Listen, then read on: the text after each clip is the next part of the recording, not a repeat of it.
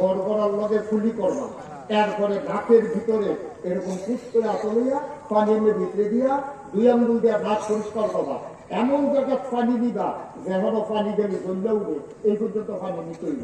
এরপরে সারা শরীর অঙ্গ প্রত্যঙ্গ একটা প্রসম পরিমাণ জায়গা শুকনা রাখা যাবে না। এটারে কই বুঝছ ওখানে বেরিয়েছে কানের দুল দিয়া রাখছে আমরা আম্মায়, আমরা বইনে কানের দুলটা দিয়া রাখছে, শীঘ্রটাও কিন্তু বাইরের অংশ। এই জন্য মহিলারা হুঁতাছে নিরে, মহিলারা যখন উঁচু করবো তখন এই কান্দারে পানির নিচে কাজ কইরা এই জিনিসটার এমনি ঘুরাইবো। আমরা যারা আংটি করি, আংটি যদি টাইট হয় এমনি ঘুরা, আমরা যারা টাইট করে লুঙ্গি ফিন্দি, লুঙ্গিটা পানি এমনি খুললা যারা দেয়, যারা ফ্যাট মোড়া এরকম ভাজ ভাজ করে রয়েছে তারা উল্টাইয়া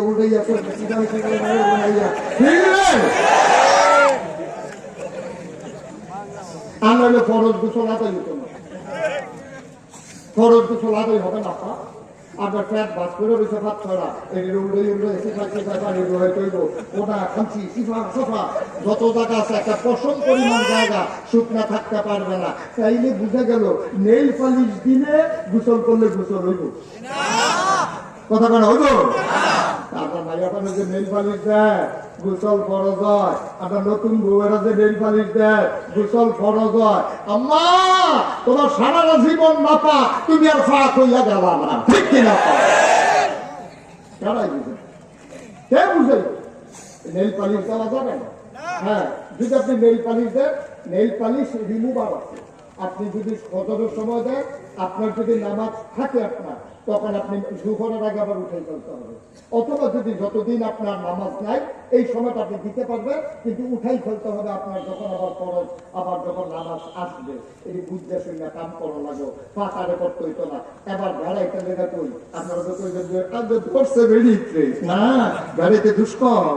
এই যে আমরা এই সাদা দাড়িওয়ালা বেড়ায় কলব দিয়া যে কালা দাড়ি করছে, আপনার নামাজ হবে না। যেই কলবে আস্তমন করে থাকে, কালো মেহেন্দি দিলে সমস্যা নাই, কিন্তু কালো কলব যদি দেয় যেটা পানি ধরে না, তাহলে আপনি গোসল করলে অজু গোসল হবে না। আপনার তার যে কলব দেয় বেড়াইতে, চুল কষিতে বেরোবে, আমি কই দাঁড়া তোর চুল থাকতে গেছে এদিকে কালা বানাস করতি, তোর দাড়ি সাদা হয়েছে এদিকে কালা বানাস করতি, চুল আর দাঁড়িয়ে সাদা বানাইতে পারবা, সাদা যে ফোট হয়েছে এটা বাড়ি দিয়ে ফিটফাট দিয়ে শত ঠিক কি একটা বাধ্য কথা মনে হয় 25 আসলে ফাঁস করতে আসেনি কামা এটি সরম। দাড়ি এলো এলাকা ঐতিহ্যের প্রতীক। আল্লাহ দাড়ি সাদা বানাইছে, তুমি এখানে কালা বানাইতে যাও, সেটা মেহেন্দি দাও, সুন্দর মতো মেহেন্দি দাও, মেহেন্দি দিয়ে পানি আটকায় না, কিন্তু দাঁড়িয়ে পানি আটকে যাবে, পানি ভিতরে যাইতে যায় না। এই কলব দিলে হবে না, কলব এটা সাংঘাতিক সমস্যা, এটা দেওয়া যাবে না। চুলে দাঁড়িয়ে কলব দেওয়া যাবে না।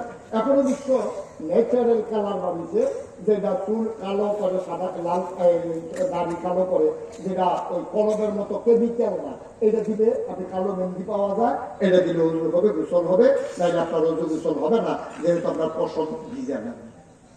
কষ্ট হইতেছে বোধ হয় না? এদিকে অদরকারি কথা না দরকারি কথা, যে আমরা সেটা বলাবেন।